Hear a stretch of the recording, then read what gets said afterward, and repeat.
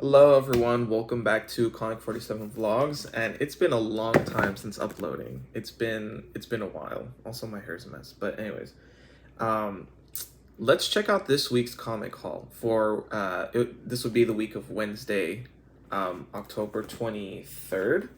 So there was a lot of good comics this week, and let's talk about the ones that we got. Okay, so Werewolf by Night, issue number 3. I got the Red Band one, which is, I mean, the difference with Marvel Red Band comics is that they're more like bloody or more violent, and yeah, it is pretty bloody. I mean, yeah. But yeah, this is actually a really good series. Pretty underrated, I'd say. At first, I just read it because of the Halloween season, and I thought like, well, I thought it was a one shot when I read issue 1. I was like, oh, that's just a one shot series. I'll just get it for Halloween, and I didn't expect much out of it. But the writing is actually pretty good, and they had Moon Knight in the last issue. This one they kind of just have a little bit of Moon Knight, but it's actually a fun series, and it has like depth to it, you know. So yeah, that was issue 3. Um, I got the Flash, DC All In. Now is the time to get into comics, y'all. Like, if like I'm gonna make a separate video on that, but like, if you haven't been reading up on comics, now's the time to do it because DC is like doing this soft reboot called DC All In.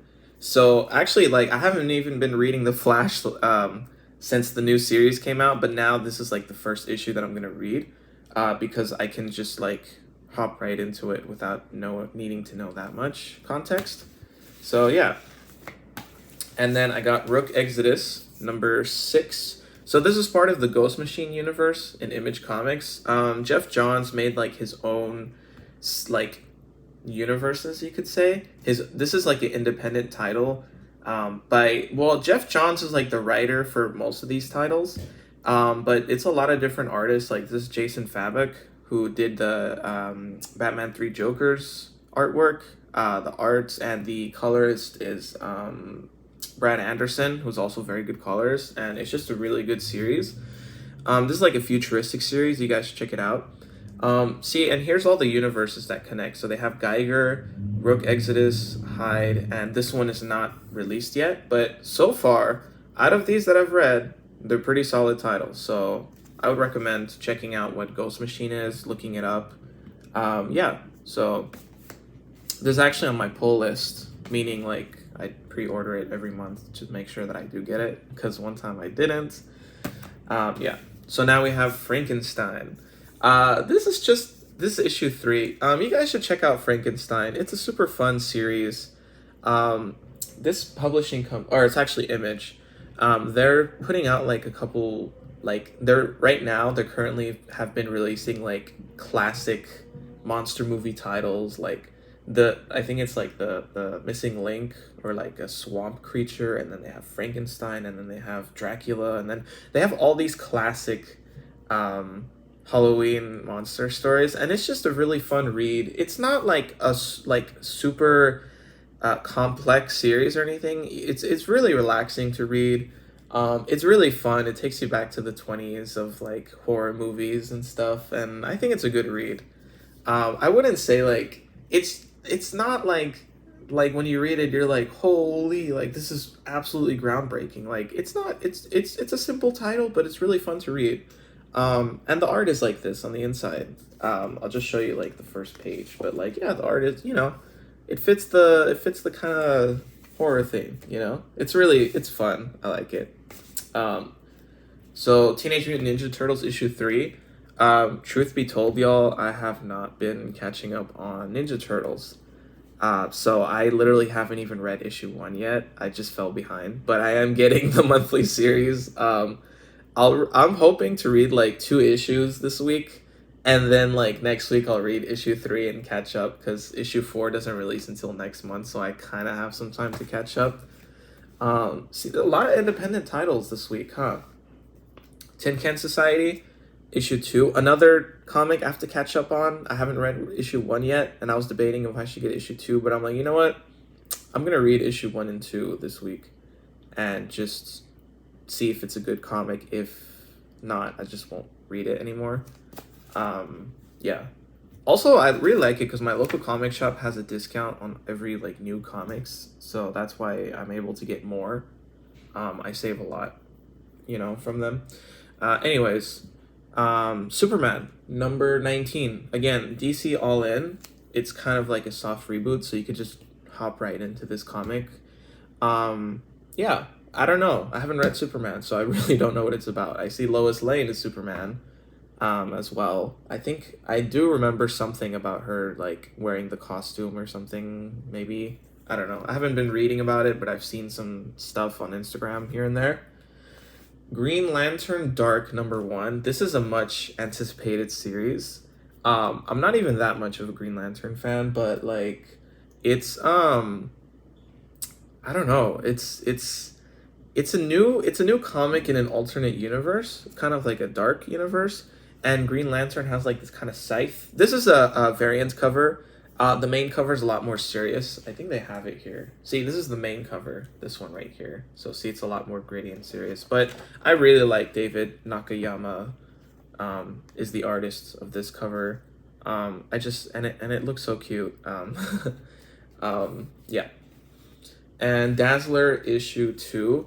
Dazzler issue 1 was so good, y'all. It's like a metaphor for any minority, like just just I don't know. X-Men has always been like an allegory for just minorities in general, like LGBT, disability, people of color, just that X-Men has had a lot of that in its history in comics, and that's kind of the point.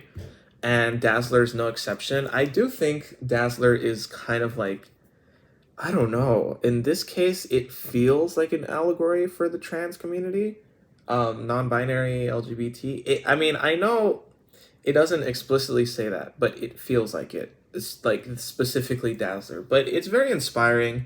It's a very inspiring comic, and I really liked issue 1. It was so fun. Like this is what we should have in a Dazzler comic, like fun comics, as well. Like very inspiring. Sometimes you're not feeling great and you just read a comic and you feel inspired.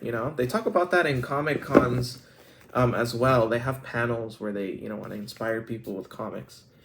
And Iron Man number 1, new you could jump right into this one too. I don't know. It's a cool suit. It's kind of like steampunk vibes. And yeah, and my local shop pretty much almost sold out. Like I was only able to get a variant cover, but this is a cool cover, so it's cool. Yeah, Iron Man number 1. Don't know what it's about, but I've seen some concept designs that they've been announcing in Marvel, and I thought it was pretty cool. So yeah, and like look how many comics I got this week. That is a lot. Like I usually don't get this much in a week. But it was like a huge week. And the biggest comic this week, right? Absolute Wonder Woman, right? And I went to my local comic shop and they ran out, of course, because this is like a huge title right now. And it's literally in the store, it says 1 per customer because it's like all these absolute titles are so big right now. If y'all want me to review it, I can. I might actually just make another video reviewing it. But it's really good, y'all. Like, Absolute Batman was like really like the entire comic. I was like, whoa, like that the whole time. But Absolute Wonder Woman, I did have those moments, but just not as much. But it was still really good. Does that make sense? Like, I wasn't like, whoa, the entire time, but like halfway until the end is when I was like getting really hyped. And a lot of people were complaining about Kelly Thompson being the writer. Apparently the stuff she's written isn't that great. I don't know. I don't remember what she's written, so I just kind of came in with this with like a blind view or blind sighted, or what do you call it? Yeah, just I just didn't know anything about Kelly Thompson, but it's a really good comic. The artwork inside is really good. Well, I mean, it's little bit more simple, but I think it fits. At first, I didn't like it. When I read the comic, I just didn't like the artwork. I was like, not that I didn't like the artist's work, but I felt like I was expecting more details, more like serious, gritty looking thing. But it does fit the tone, so I'm not disappointed because I got used to it. Right? Does that make sense? Okay. So those are the comics that I got this week. Now, let's look at the books we got this week, okay? Because this was probably the week that I've bought the most comics just in a while. Definitely the week that I bought the most books, but like, holy, I have not bought this many comics in a week in a while. But there are just so many good titles. It's crazy. Animal Man Compendium. Also, my comics shop has like discount on every new book as well. So yeah, I'm able to buy more than what I would in other comic shops. So I'm lucky about that. Animal Man Compendium. Look how thick this book is. It's a thick boy. It collects the first 26 issues as well as a Tale from Secret Origins number 39. That's what it collects. I've always wanted to read Animal Man, and I just never really got around to it. So I saw this compendium, and what's cool about it is that it's paperback. So kind of like with omnibuses, they're a bit hard to put in your shelf, and this is more flexible. So I thought, and it's cheaper too. So I thought I'd get it. This is $60 though. But again, I got it discounted, so I think I got it for like, I think it was like 45 instead or something like that. I don't remember. I do take care of my money. I just don't remember right at this moment. It was around 45, I think. So yeah, this is something I've been wanting to read for a while. Yeah. So this is one that I'm gonna read. And also, I've been wanting to read Stephanie Brown Batgirl for a while too. And they had it this week. And I had it this week. So just like, I also really love the 2000s art styles. I just do. I don't know why. I just love the intense lines, or just I think it's more like dramatic and cinematic. I think the 2000s in a way. Yeah, this is another book that I've wanted, y'all. So I got volume 1 of Batgirl Stephanie Brown, which collects issues 1 through 12. So that's actually really good. This is $30 original price, but again, discount. But I'm telling y'all the prices, so in case y'all want to like get it or check it out, then like I'll tell you the price. This is Superman House of Brainiac. Again, another title. This is a title that I want to read because this leads up to Absolute Power. And if for y'all who don't know, Absolute Power is like a huge event going on right now in DC. I think it actually ended already, or it almost ended. So if you want to know what leads up to that event, read Superman House of Brainiac, and then read Absolute Power, which I think comes out in February of this coming year. So yeah, read this first, and then you read Absolute Power, and then you can read this comic called DC All In Special, because that's the name of their soft reboot. It's called DC All In, like you're going all in. That's why it's called that. And then the last book, yeah, I know, so many books. I literally was talking to someone, and then I was like, I'm sorry, I didn't want to spend so much today. I just did it. But I did. It just, DC released so much good stuff. I don't know. Some weeks, like, have y'all ever had some weeks where you just buy just 2 comics, or 1 or 2 comics, and then the next week you buy 10? Sometimes it's like that. Like I feel like next week I'm just gonna get 2 comics and call it a day, because just sometimes all the titles that you like release on the exact same day, and it's just, that's what happened here. This is Birds of Prey, Murder and Mystery, and this is, again, 2000s. It was a little suggestive. But this style is really, really appealing, this art style. I really like when they do, these jagged lines, but in a 2000s way. I don't know. I've always wanted to work with that kind of art style myself. And it's written by Gail Simone and drawn by Ed Benes. So one of my favorite artists and one of my favorite writers. Plus, it's from the 2000s, and I'm really curious to read this. So yeah, those are all the books for this week. A lot of books.